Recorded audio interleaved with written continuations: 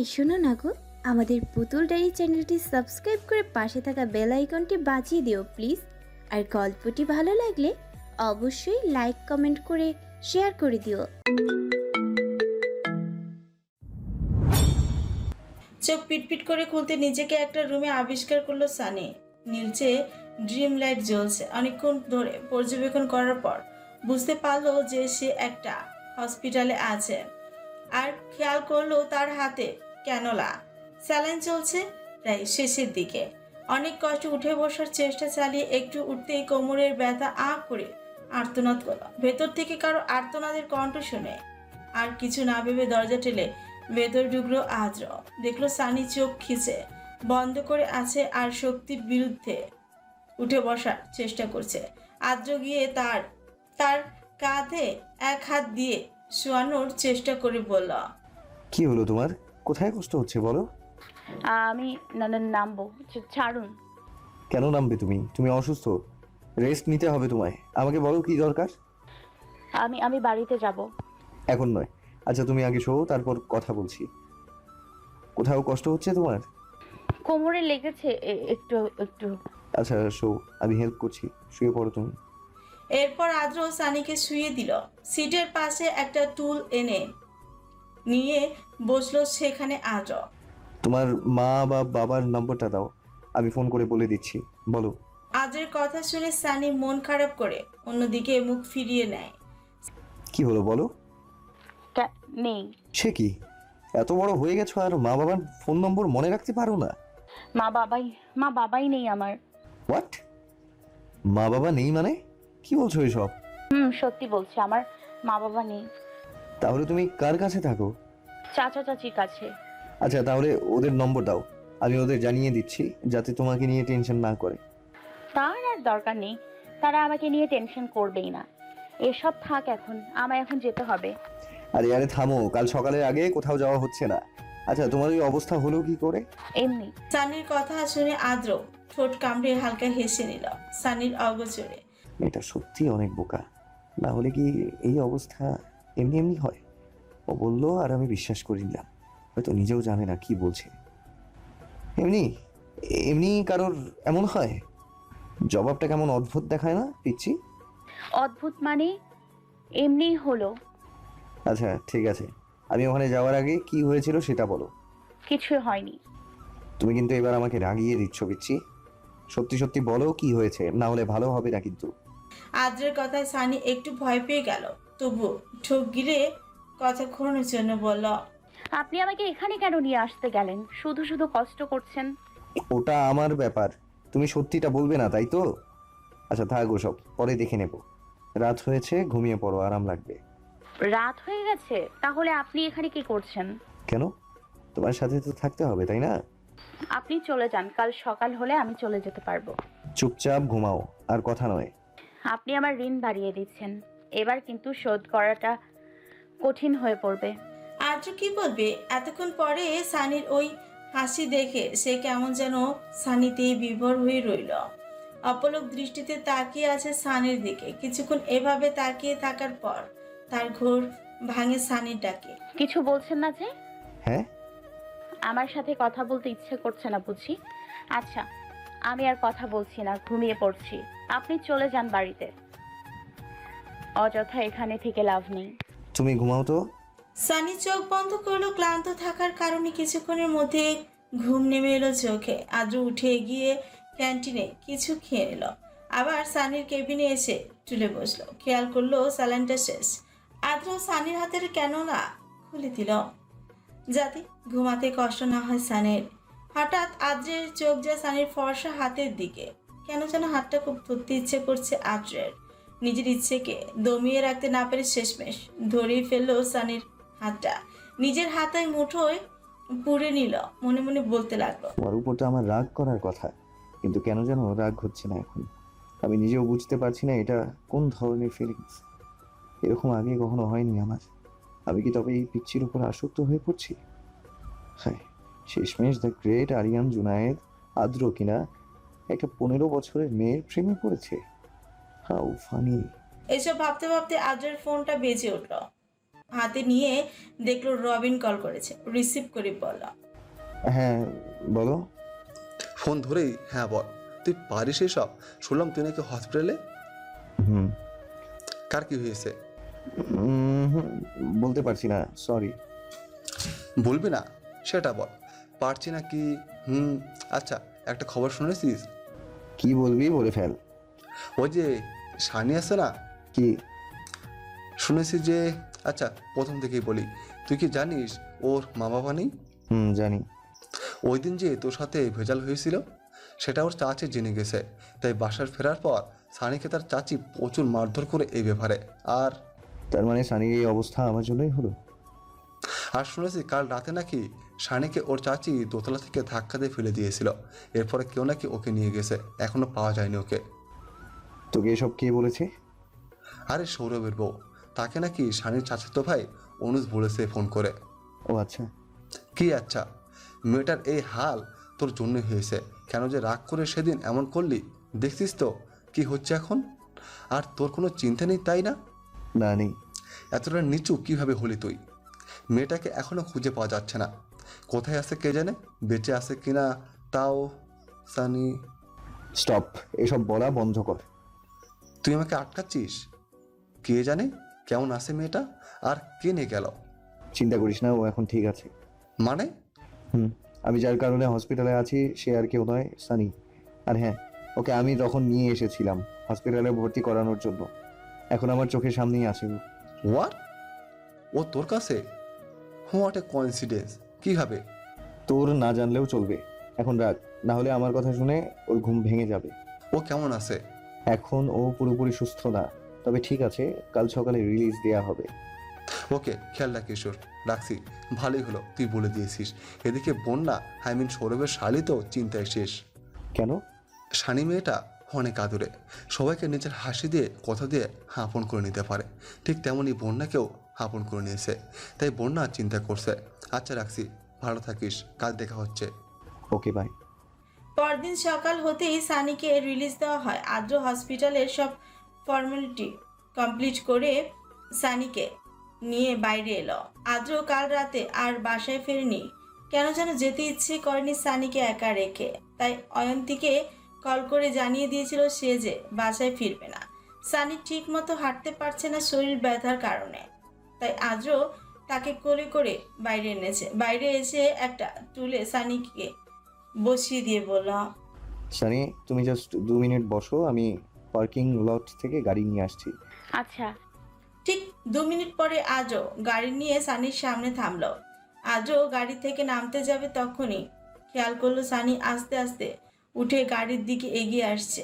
তা দেখে আদ্র সামনের সিটের দরজা খুলে দিল, কিন্তু সানি সেখানে না বসে গাড়ির পেছনের সিটে উঠে বসলো। আদ্র পুরো কুচকে বলে উঠল, ওখানে কেন? এখানে ঠিক আছে। আচ্ছা, আপনি আমাকে গাড়িতে বসতে বললেন কেন? তোমাকে বিক্রি করে দেবো বলে। কি কি কি? আমি নামবো, যে যাব না আমি। আরে আরে, আমি মজা করছিলাম, ঠিক করে বসো তুমি। না, আমি বিশ্বাস করি না আপনি সত্যি সত্যি আমাকে বিক্রি করে দেবেন। আমি শুনেছি যে মানুষকে বিক্রি করলে নাকি মানুষের চোখ, রক্ত, কিডনি সব কিছু নিয়ে ফেলে। না না না, আমি থাকবো না আপনার সাথে। আপনি আমাকে বিক্রি করে দিলে ওরা আমারও সব নিয়ে নেবে, আর তারপর আমিও মরে যাব। আমি বাপু এত তাড়াতাড়ি মরতে পারবো না। নিজ মনে এই কথাগুলো বলতে লাগলো সানি। আর আদ্র সানির কথায় থতমত খেয়ে অবাক হয়ে তাকিয়ে রইল সানির দিকে। কি বলে এই মেয়ে? বিক্রি করলে এসব হয়? অন্যদিকে তার কোনো খেয়ালই নেই। হায় আল্লাহ, কাহা সে আয়া ये लड़की? এই এই, আপনাকে দেখতে তো সত্যি সত্যি কিডন্যাপারদের মতো লাগছে। তার মানে সত্যি আমাকে বিক্রি করে দেবেন?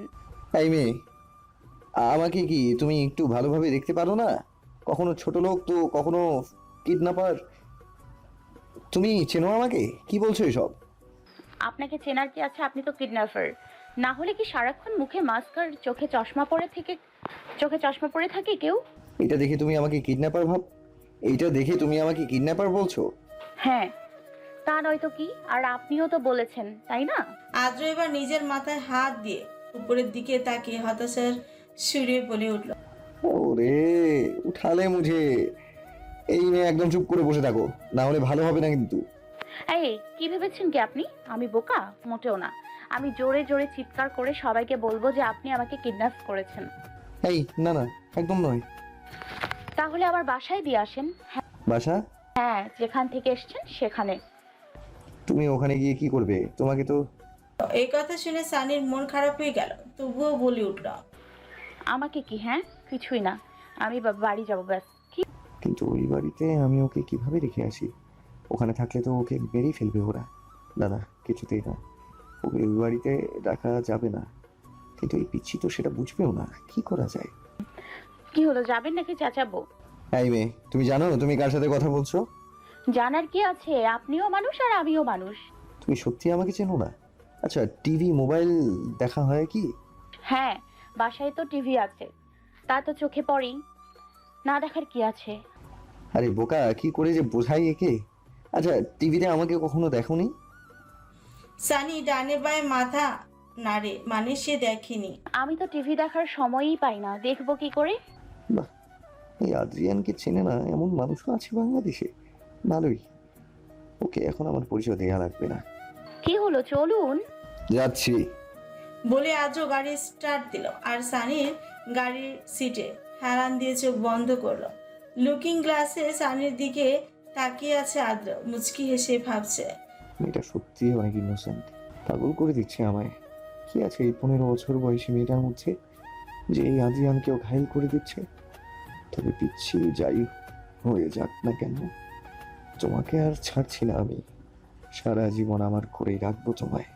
এইসব 7-5 ভাবতে ভাবতেই আদ্র সানির বাড়ির সামনে গাড়ি থামালো। সানির দিকে তাকিয়ে দেখলো সানি কেমন যেন মনমরা হয়ে আছে। আদ্র ব্যাপারটা বুঝতে পেরে সানিকে বলে উঠল, নামবে না?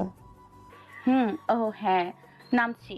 সানি আস্তে আস্তে গাড়ি থেকে নেমে দাঁড়ালো। আদ্র সানিকে বলল, তুমি এগো, আমি আসছি। হুম। বলেই সানির বাসার দরজার দিকে এগিয়ে গেল। এই সুযোগে আদ্র তার মায়ের নম্বরে কল দিল। দুবার রিং হওয়ার পরই কল রিসিভ করলো আদ্রের আম্মু আরিফা। হ্যালো। হ্যাঁ মাম্মাম। কিরে বাবাই, কোথায় আছিস তুই? কি এমন কাজ পড়লো যে তুই রাতে বাড়ি ফিরিসনি? মাম্মাম আসলে হসপিটালে ছিলাম সারা রাত। তা তো আমি জানি। তা কার জন্য সারা রাত হসপিটালে ছিলি? আর তুই তো কোথাও বেশিক্ষণ থাকতেও পারিস না, সবাই ঘিরে ধরে। তা হসপিটালে বুঝি তোর ফ্যানরা ছিল না? মাম্মাম সারা রাত কেবিনে ছিলাম, কেউ তেমন চিনতে পারেনি। শোনো মাম্মাম, একটা কথা বলার জন্য তোমাকে কল করেছি। হ্যাঁ বল না। মাম্মাম, আমি একটা মেয়েকে আমাদের বাড়িতে রাখতে চাই। খুব বিপদ ওর। না থাকতে দিলেও হয়তো আচ্ছা, না থাকতে দিলে হয়তো আচ্ছা, তুমি প্লিজ বাড়ির সবাইকে একটু ম্যানেজ করে নিও, যাতে ও বাড়িতে গেলে কেউ সিন ক্রিয়েট না করে। আচ্ছা বাবা, করে নেব। তা কি হয়েছে মেয়েটার? আর কে হয় তোর? সব বলবো মাম্মাম, বাড়িতে এসে বলছি। এখন বাই। বলেই আদ্র কল কেটে দিল আর মনে মনে ভাবতে লাগলো, আমি জানি না সম্মোহিন, তোমাকে এরা এখানে রাখবে কিনা, কিন্তু আমি যথাসাধ্য চেষ্টা করব তোমাকে আমার নিজের কাছে রাখার। কাপা কাপা হাতে সানির দরজায় বেল বাজাতে তার চাচাতো বোন অন্নি দরজা খুলে দেয়, মুখের মধ্যে ফেস প্যাক। সানিকে দেখে রাগী গলায় বলল, তুই আবার এসে গেছিস? দাঁড়া, দেখাচ্ছি মজা। মা, ও মা দেখো, এই মুখ পরে আবার এসে গেছে। অন্নির ডাকে শুনে ভেতর থেকে তড়িঘড়ি করে নূর বেরিয়ে আসে। এসেই তেতস্বরে বলে উঠল, মরণ, এত কিছুর পরেও তুই বেঁচে গেলি? পোড়া কপাল আমার। কোনক্ষণে তোকে বাড়িতে আনলাম, তা বেঁচে গেছিস ভালো কথা। এইখানে আসতে গেলি কেন? হ্যাঁ চাচি, আমাকে থাকতে দাও না, আমি কোথায় যাব বলো? উফো, থাকতে দেব? এতটা বোকা আমি না যে তোকে বের করে দিয়ে আবার বাড়িতে ঢুকবো। যা এখান থেকে। আর তুই কোথায় যাবি তা আমি কি জানি? যা এখান থেকে। বলেই সানিকে একটা ধাক্কা দিল নূর। সানি পড়ে যেতে নিলে পেছন থেকে কেউ একজন সানিকে ধরে ফেলে। সানি তাকিয়ে দেখে এটা আদ্র। মুখ থেকে মাস্কটা খুলে ফেলেছে সে। সানি খেয়াল করলো আদ্র কেমন অগ্নিদৃষ্টি নিক্ষেপ করেছে নূরের দিকে। এদিকে আদ্রকে দেখে তন্নির জ্ঞান হারানোর দশা। দুই গালে হাত রেখে হা করে আদ্রের দিকে তাকিয়ে আছে অন্নি। এই ছেলে, তুমি কোথা থেকে উদয় হলে? ছাড়ো এই অপয়াকে। নূরের কথা শুনে অন্নি নূরের কাছে গিয়ে তাকে থামিয়ে দিয়ে বলল, আহ মা, তুমি কাকে কি বলছো? চুপ করো তো। The great superstar Adrian Junaid Adru আমাদের বাড়ির দরজার সামনে দাঁড়িয়ে আছে। আমি তো বিশ্বাসই করতে পারছি না। তুই চুপ করতো। কে না কে এসে এই মেয়েটাকে বাঁচিয়ে দিল আর তুই আমাকে চুপ করতে বলছিস? আরে মা, উনি একজন জনপ্রিয় গায়ক, আর বাংলাদেশের প্রায় বেশিরভাগ মেয়েরই ক্রাশ উনি। আপনার সাহস কি করে হলো সানিকে এইভাবে ধাক্কা দেওয়ার? এই তুই এত কথা বলা কে? হ্যাঁ, আমার ঘরের মেয়ে, আমি যা ইচ্ছে তাই করব। She was yours, but now she is only mine. Got it? Next time ওর কিছু হলে আমি কাউকে ছাড়বো না। আজ প্রথম, তাই আপনাকে কিছু করছি না, কিন্তু দ্বিতীয়বার ছাড়বো না আমি। কথাটা মাথায় ভরে নেবেন।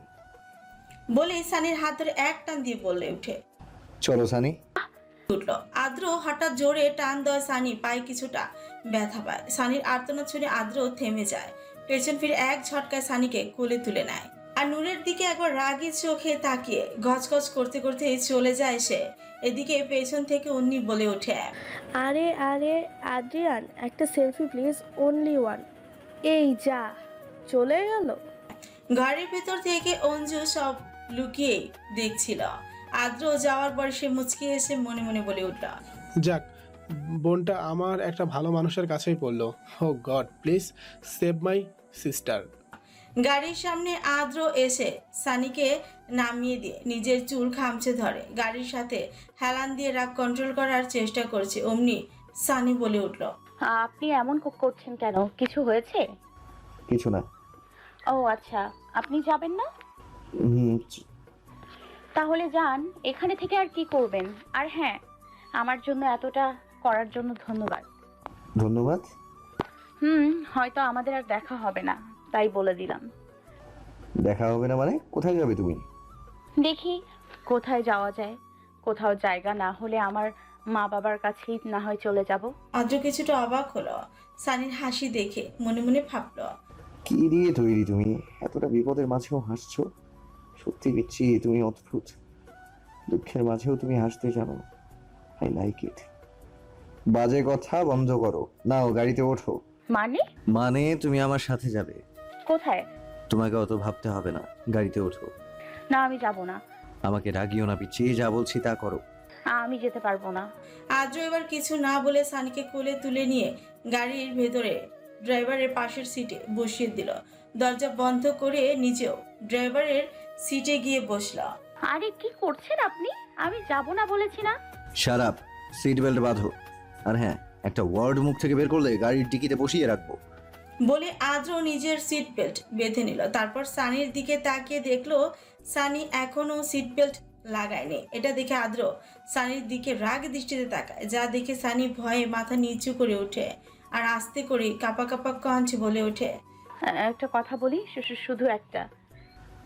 হোয়াট? আমি সিট বেল্ট লাগাতে পারি না। তো এটা এতক্ষণ বলনি কেন? সানি কিছু বলল না, মাথা নিচু করে বসে রইল। তা দেখে আদ্র একটু ঝুঁকে সানির সিট বেল্টটাও লাগিয়ে দিল।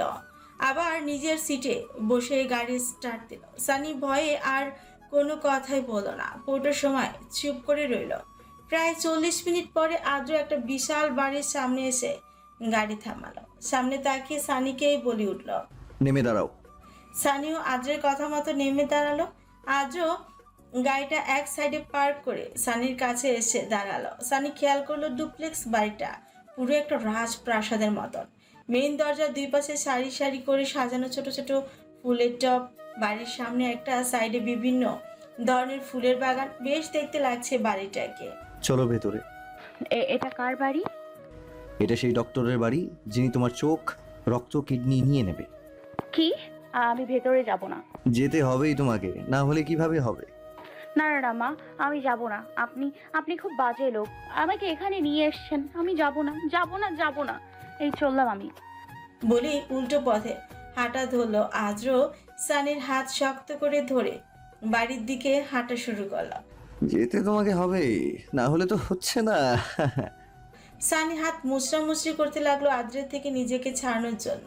চোখের কোণে ভয়ে পানি চলে এলো। ছেড়ে দিন না আমাকে, কি ক্ষতি করেছি আপনার? আমি যাব না ভেতরে। আমায় ছেড়ে দিন না। আদ্র সানিকে টানতে টানতে দরজার সামনে এসে বেল বাজাতেই আদ্রের মা আরিফার দরজা খুলে দিল। ছেড়ে দিন না আমাকে। আপনি একটা বাজে লোক। আমি দিব না আমার কিডনি, দিব না আমার চোখ। আমি মায়ের কাছে যাব, মায়ের কাছে যাব। এইটুকু বলে এই দরজার দিকে তাকাতে সানি থেমে গেল। এইদিকে আদ্র সানির মুখে মায়ের কাছে যাব কথাটা শুনে হাত আলগা করে নেয়। হাত আলগা হতে সানি ছুটে গিয়ে আরিফাকে শক্ত করে জড়িয়ে ধরে। ডাল সামলাতে না পেরে আরিফা দু কদম পিছিয়ে থেমে যায়। তিনিও অবাক চোখে আদ্রের দিকে তাকিয়ে সানিকে জড়িয়ে ধরে। সানি ওই অবস্থায় কাঁদতে কাঁদতে বলে, আন্টি তুমি? আন্টি আন্টি এই পচা লোকটাকে বলে দাও না আমি ওনার সাথে যাব না। আমি চলে যাব, কিন্তু দিব না আমি কিডনি, কখনো না। বলে দাও না তুমি। এদিকে সানির এহেন কাণ্ড দেখে আদ্র হা করে তাকিয়ে আছে তাদের দিকে। আরিফা সানিকে শান্ত করার জন্য পিঠে হাত বোলাতে বোলাতে বলল, মা, কি হলো তোর? কিচ্ছু হবে না তোর, কেউ কিচ্ছু করবে না। না না না, দেখো তুমি এই লোকটা আমাকে বিক্রি করে দেবে। ওনাকে বলে দাও না তুমি যে আমাকে যেন বিক্রি না করে দেয়, বলে দাও না। আচ্ছা আচ্ছা, তুই শান্ত হ, আমি বলছি। এই আদ্র, তুই ওকে বিক্রি করবি না, বল বল বিক্রি করবি না, মাম্মাম, বল ওকে বিক্রি করবি না। ওকে ওকে, করবো না বিক্রি। আরে বিচ্ছি, আমি তো মজা করছিলাম, তুমি ভয় পাচ্ছ কেন? সানিমা, দেখ ও বলে দিয়েছে, এবার শান্ত হ।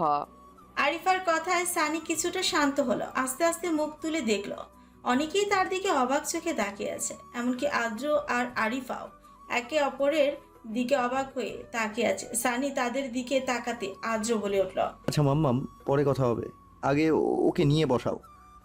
হুম। আরিফা সানিকে ধরে ড্রয়িং রুমের সোফায় এনে বসায়। সাথে সাথে বাকিরাও সেখানে পৌঁছে যায়। আদ্র এসে সানির পাশে বসে। তুমি ঠিক আছো? সরি, তুমি কি বেশি ভয় পেয়েছো? কি হলো বলো? পানি। পানি খাবে? সানি হাসিসূচক মাথা নাড়ে।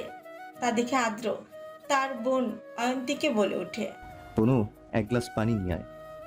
কিছুক্ষণের মধ্যে অয়ন্তী পানি এনে সানিকে খাইয়ে দেয়। পানি খাওয়ানোর সময় সানি অয়ন্তীর দিকে অবাক দৃষ্টিতে তাকিয়ে থাকে। তা দেখে অয়ন্তী মুচকি এসে বলে ওঠে, কি হলো, ওভাবে তাকাচ্ছিস কেন? আপুকে ভালো লাগেনি? আপু? আপু, ভাই আর বোন মানে তো আপুই, তাই না? তা আমার ভাইকে কি বললে, ডাকিস শুনি। অয়ন্তীর কথা শুনে সানি আদ্রের দিকে আর চোখে তাকিয়ে আবার অয়ন্তীর দিকে তাকিয়ে বাচ্চাদের মতো ঠোঁট ফুলিয়ে বলে ওঠে। পচা লোক। সানির কথায় পুরো বাড়ির সবাই চোখ বড় বড় করে একে অপরের দিকে তাকিয়ে 2 সেকেন্ড পর সবাই মিলে ঘর কাঁপিয়ে হেসে উঠল। শুধু আদ্র হাসল না। আচ্ছা ওই পচা ডাক্তারটা কোথায় যার কাছে উনি আমাকে বিক্রি করবে বলেছে? সানি, বলছি না আমি মজা করছিলাম, কোনো ডক্টর নেই। ওয়েট, আমি তোমাকে সবার সাথে পরিচয় করিয়ে দিচ্ছি। এই বলে আদ্র সানিকে সবার সাথে পরিচয় করে দিতে লাগলো। আদ্রের জয়েন্ট ফ্যামিলি। তার আব্বুরা 3 ভাই। তাদের মধ্যে আদ্রের আব্বু সবার বড়। তার মেজো চাচা রফিক আর ছোট চাচা সেলিম। মেজো চাচি আয়েশা, ছোট চাচি শিরিন। আদ্রের মেজো চাচার ছেলে ঋষভ, আদ্রের চেয়ে প্রায় 1 মাসের ছোট সে। তার বোন রুষা এবার অনার্স সেকেন্ড ইয়ারের স্টুডেন্ট। এছাড়াও ঋষভের এক বড় বোন আছে যে বর্তমানে তার শ্বশুরবাড়িতে আছে। আদ্রের ছোট চাচা আর ছেলে সাইমান এবার মাস্টার্স কমপ্লিট করেছে। আর তার ছোট বোন সাইমায়া এবার ইন্টার ফাইনাল ইয়ারে স্টুডেন্ট। আদ্র ভাই, তুই কিন্তু বাড়িতে ওকে এনে ঠিক করিস নি, এবার আমাদের আদরেই কমে যাবে। তবে যাই বলিস, পিচ্চি বোনও কিন্তু সেই দেখতে। রুষার কথা আদ্রর ঘোর লাগা কণ্ঠে সানির দিকে তাকিয়ে বল, yeah, she is like a doll. Sunny, can I call you doll? Sunny আদ্রের মুখের দিকে তাকিয়ে দেখলো আদ্র এক দৃষ্টিতে তার দিকেই তাকিয়ে আছে। তা দেখে সানি একগাল হেসে দিয়ে বলল, আই লাইক ইট। ডল খুব সুন্দর। সত্যি আপনি আমাকে ডল বলে ডাকবেন? যদি তুমি অনুমতি দাও। দিলাম। I really like it. সানির কথায় সবাই অবাক হয়ে তার দিকে তাকিয়ে আছে। সবাই ভাবছে মেয়েটা কি দারুণ কথা বলতে পারে, অনেকটাই বাচ্চা স্বভাবের, খুব মায়াবীয়। এই কিছুক্ষণের মধ্যেই সানির সাথে বাড়ির সবারই বেশ জমিয়ে আলাপ হলো। তারপর রুষা আর শারমায়া মিলে সানিকে তার নিজের রুম দেখিয়ে দিল। ফ্রেশ হয়ে সবার মিলে লাঞ্চ করে নিল। সানির সবার সাথে খুশি থাকা দেখে আদ্র খুব খুশি। সকাল 7টা, বাড়ির সবাই ব্রেকফাস্ট করেছে। তোর স্কুল নিয়ে কি ভাবলি? কি আসলে এই বিষয়ে সিদ্ধান্ত নেওয়া হয়ে গেছে। কি ও এখন 10-এ, তাই স্কুল চেঞ্জ করা সম্ভব নয়। তাই রোজ আমি ওকে দিয়ে আসবো আর ছুটি হলে নিয়ে আসবো। আর ডল, হ্যাঁ। পরশু থেকে তুমি আবার ক্লাসে জয়েন করবে, ওকে? হুম। মাম্মাম, তাড়াতাড়ি খাবার দাও, বেরোবো আমি, শো আছে। সে কি রে, তুই না বললেই অফিস যাবি? হ্যাঁ বাবাই, অফিস থেকেই চলে যাব। আর তুমি আর কাকাইরা তোমরা একটু তাড়াতাড়ি অফিসে যেও আজকে, আমি বেশিক্ষণ থাকতে পারবো না। আচ্ছা। ভাইয়া, কাল নাকি বিহান ভাইয়ার বার্থডে, হুম তো কিছু স্পেশাল আছে নাকি? দিনে কিছু নেই, তবে রাতে ও আর আমি একসাথে একটা কনসার্টে পারফর্ম করছি। ওয়াও, বিহান ভাইয়া গান গাইবে? এই ভাইয়া, আমরা কাল যাব তোদের শোতে। টিভিতে দেখে নিস।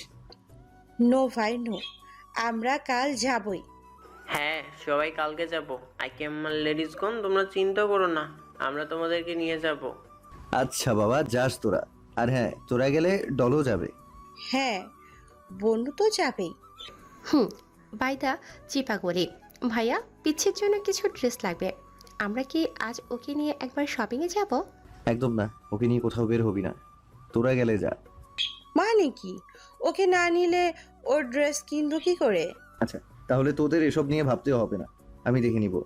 ডল, আমি বেরোচ্ছি, কিছুর দরকার হলে নির্দ্বিধায় সবাইকে বলতে পারো। আর হ্যাঁ, দুষ্টুমি একদম নয়, তুমি এখনো সুস্থ হওনি। আমি দুষ্টুমি করি? তো কে করে? যাই হোক, মাম্মাম। হ্যাঁ বাবা বল। ডলকে একটু দেখে রেখো, আমি ফিরে আসবো সন্ধ্যার দিকে। ও তো আমার মেয়েরই মতো, আমি দেখবো না তো কে দেখবে? ডল, তোমার কিছু লাগবে? আসার সময় নিয়ে আসবো। না। সানির কথা শুনে আদ্র উঠে সানির কাছে এগিয়ে এলো। সানির চেয়ারের ঠিক পাশের চেয়ারটা টেনে একদম সানির সামনাসামনি বসলো। এদিকে তাকাও ডল। সানি নর্মাল ভাবে আদ্রের দিকে তাকায়। কি? মন খারাপ? না তো। তাহলে আমার সাথে কথা বলছো না কেন? কারণ আপনি আমাকে মিথ্যা বলেছেন। মিথ্যা? কখন? কেন, কালকে বলেননি যে এখানে ডক্টর আছে যে আমাকে মেরে ফেলে? এইটুকু বলতে আদ্র সানির ঠোঁটে হাত চেপে তার কথা আটকে দিল আর মুখে বলল, একদম এই কথা বলবা না। আরে বোকা, আমি তো মজা করছিলাম, তুমি তো মজাটা বোঝার কথা, কেন বুঝলে না? কেন মানে, আমি কি আপনাকে চিনি নাকি যে আপনি বললেই আমি ওটাকে মজা ভেবে নিব? পচা আপনি, একদম এত পচা। আচ্ছা, তার মানে তুমি আমার উপর রেগে আছো। তাহলে ঠিক আছে, স্ট্রবেরি ফ্লেভারের চকলেট আইসক্রিম কিছুই আর আনবো না। তুমি তো রাগ করেছো, তাই না? সত্যি আপনি আনবেন? তোমার তো এগুলো খুব পছন্দ, তাহলে কি করে না আনি বলো? আচ্ছা, আমি রাগ করিনি, আপনি আনবেন তো? আসার সময় নিয়ে আসবো, ওকে? তাহলে এখন আসি, বাই। আদ্র মুচকি এসে উঠে চলে গেল। সবাই আদ্রের এইভাবে রাগ ভাঙানোর পদ্ধতি দেখে অবাক, কারণ আগে কখনোই আদ্র কারোর রাগ এভাবে ভাঙায়নি, আজ প্রথম। দুপুর 1:30, বাড়ির ছেলেরা সবাই বাড়িতে নেই এখন। আরিফাও আদ্রের চাচিরা নিজের মতো কাজ করছে। এদিকে অয়ন্তী, রুষা, সাইমারা আর সানি ড্রয়িং রুমে বসে গল্প করছে। তখনই হঠাৎ অয়ন্তীর ফোন বেজে উঠল। ফোন হাতে নিয়ে অয়ন্তী মুচকি এসে উঠে দাঁড়িয়ে বলে, তোর কথা বল, আমি একটু আসছি। হ্যাঁ, যা উঠবি বলে কথা, যাও কথা বলো। বলে অয়ন্তী চলে গেল। হ্যাঁ, আপুর বিয়ে আর মাত্র 20 দিন বাকি। ও, তাহলে তো চেঁচাইতে হয়। বলেই দুষ্টু হাসি দিল। সানির কথায় বাকি দুজনও সায় দিল। সন্ধ্যাবেলায় সানি পুরো ড্রয়িং রুম জুড়ে দৌড়াচ্ছে আর তার পিছু পিছু অয়ন্তীও দৌড়াচ্ছে। তখনই বাড়ির বেল বেজে উঠল। রুষা গিয়ে দরজা খুলে দিতে আদ্র হাতে গিটার নিয়ে ঘরে ঢুকতেই সানির এমন বাচ্চামো দেখে আদ্র একটা তৃপ্তির হাসি হাসে। যাক, মেয়েটা একদিনই সবার সাথে নিজেকে মানিয়ে নিয়েছে। আদ্র অপলক দৃষ্টিতে তাকিয়ে আছে সানির দিকে। সানির মুখে উচ্ছ্বাসের হাসি দেখে আদ্রের মন জুড়িয়ে যাচ্ছে। এদিকে সানি দৌড়াতে দৌড়াতে হঠাৎ সোফার কার্নিশের সাথে পা লেগে ব্যথা পায়। হঠাৎ ব্যথা অনুভব হওয়ায় সানি আহ করে উঠে। সানির এইটুকু শব্দে আদ্র ঘর থেকে বেরিয়ে আসে। সানির এমন অবস্থা দেখে আদ্র হাতের গিটার সোফায় ফেলে তড়িৎ গতিতে সানির কাছে দৌড়ে যায়। সানিকে ধরে সোফায় বসিয়ে সানির পায়ে হাত দিয়ে বলে, হোয়াট হ্যাপেন ডল? কোথায় ব্যথা পেয়েছো বলো? দেখেছো কেন দৌড়াতে বারণ করি? দেখো এখন লেগে গেল তো। আমি ঠিক আছি।